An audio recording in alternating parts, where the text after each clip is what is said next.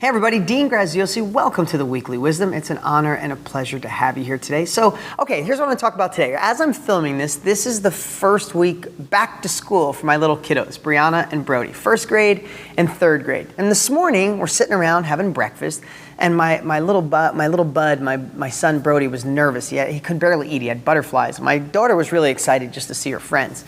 So I went through and I asked them, I said, what are you most scared about each? And they were like, what if I don't know anybody? Or what if, the teacher's not great and all that kind of stuff. This is their first day, right? And so I got what they were scared of. And I said, is that really anything to be scared of? And they kind of said no. I said, what are you most excited about? And we focused on what they were excited about. And you're like, why are you telling me this about your kids, Dean? Because there's a reason for this. So we had this great conversation. And then it just hit me.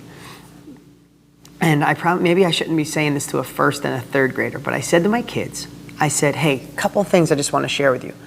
Question everybody, even your teachers. And I know I've said that to my kids before, and I probably have said it to you before, but my daughter this time, she's like, my teachers, but they're my teachers. I said, yes, I'm not saying be disrespectful. It's always please, thank you, and with a kind heart and love. But if there's something your teacher says that you don't agree with, you have the right to question. You have the right to come home and research it. Go on Google, ask your dad, ask anybody. Look and find for yourself. And then I couldn't control myself, and I probably talked to them like they were much older. And I said, also, be careful on the rules that you didn't create. If there's certain rules, I remember a teacher 2 years ago, my son loves to laugh. And the teacher just didn't like laughter. I never saw her smile once, ever, when I went in her class. And Brody would get in trouble for laughing or smiling, and he's just a happy kid, and I feel blessed that. When he'd come home, I'm like, I don't care what happened in school, you're not in trouble. In fact, I applaud you for smiling. If you were disrespectful, if you disrupted the class, I don't mean that. But that was her rules, not my son's.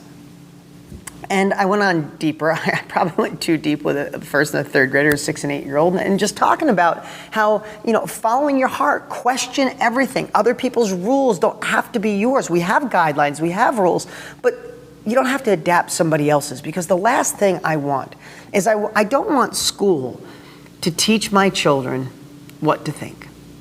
That's one of the biggest fears I have about them going to a school, is that schools are designed to show you what to think.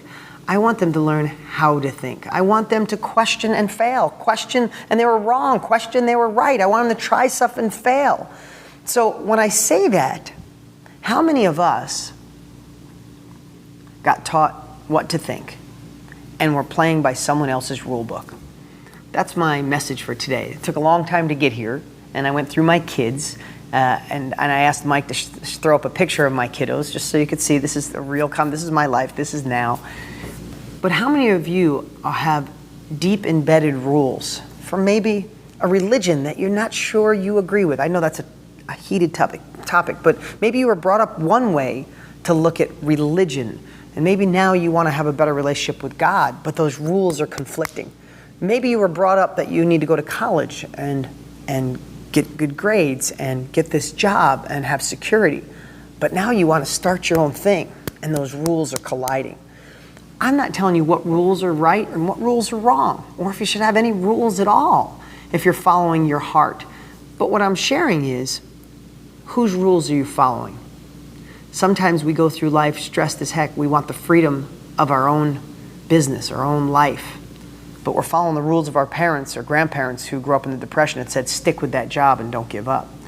You're in a relationship that's just horrific. I'm saying if you tried everything, it's just this horrific relationship, but it causes you stress every single day. But you stay in it because maybe some rules tell you that it'd be horrible to leave no matter what the circumstances. I'm not advocating leaving a relationship. I'm just saying, what rules in your life are conflicting? I would spend this week analyzing what is stressing you and what rules. Are they yours? Are they given to you? Are they beliefs that someone else handed down to you?